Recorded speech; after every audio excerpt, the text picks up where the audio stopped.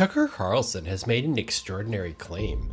He says Dan Bongino privately told him something explosive, that Donald Trump personally shut down part of the investigation into the attempt on his life. But Bongino says that conversation never happened. And now two of the most influential voices in Trump's orbit are accusing each other of lying about one of the most scrutinized political events in modern history. So the question is simple: who is telling the truth and why is this even happening? Most people remember what happened in Butler, Pennsylvania, a Trump rally, July 2024. A gunman opens fire. Trump is struck in the ear. One man is killed in the crowd. The shooter is taken down. In the hours that followed, the event was immediately described as one of the most shocking political moments in modern US history. But almost immediately after that, the story stopped being simple. Because instead of closure, what followed was something else entirely. Questions, conflicting accounts, and then something even more unusual: competing narratives about what the investigation itself uncovered. Within days, the Butler shooting stopped being just an event. It became a magnet for competing theories. Some questioned the security failure, some questioned the official timeline.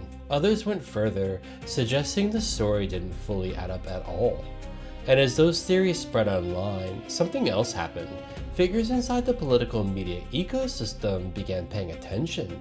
Not dismissing it, not ignoring it, but actively engaging with it.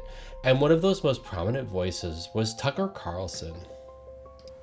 Tucker Carlson begins publicly questioning aspects of the Butler case. He raises concerns about what investigators knew and what they didn't know, and whether key details were being fully explained. To his supporters, this looks like scrutiny. To critics, it looks like something else entirely. But the important point is this: Tucker was not treating Butler as a closed case, he was treating it as an open question. And that mindset is what sets up everything that comes next. Because at some point, Tucker says he had a private conversation with Dan Bongino, and what he claims Bongino said changed everything. According to Tucker Carlson, Dan Bongino told him in a private exchange that Donald Trump had intervened in the handling of the Butler investigation. I know that about Butler, I know that Trump shut down the investigation into Butler. Specifically, that parts of it were shut down or stopped from progressing further. And Tucker didn't describe this casually. He described Bongino as emotional, alarmed, even frightened by what he allegedly knew.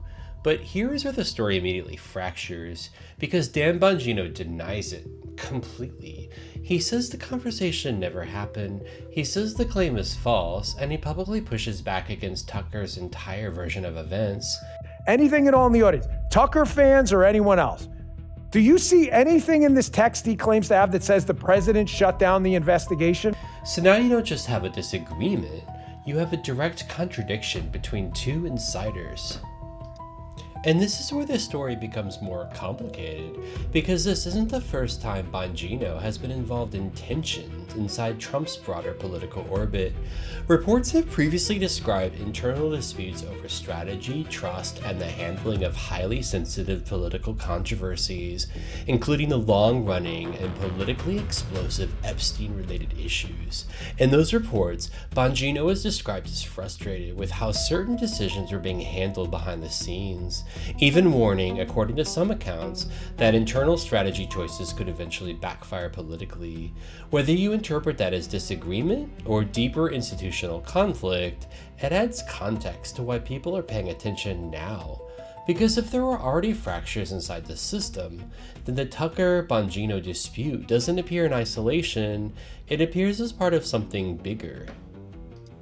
So where does this leave us? At this point, there are three competing realities: Tucker Carlson's version of a private admission, Dan Bongino's outright denial that it ever happened, and a wider political environment where trust between factions is already strained. What we actually know is limited, what we are being told is contradictory, and what people believe depends entirely on which voice they find more credible. But the one thing that is clear is that the Butler shooting did not end as a single narrative event. It became something else, a trigger point for competing stories that are still unfolding in real time. And the question now is not just what happened in Butler, it's something bigger. How did an assassination attempt on a presidential candidate become a source of internal war inside his own political movement? And more importantly, who inside that movement is telling the truth? If you enjoyed this video, please like and subscribe to help me bring you more deep dives into political and cultural mysteries. If you want more like this now, please watch the suggested video that pops up on screen now.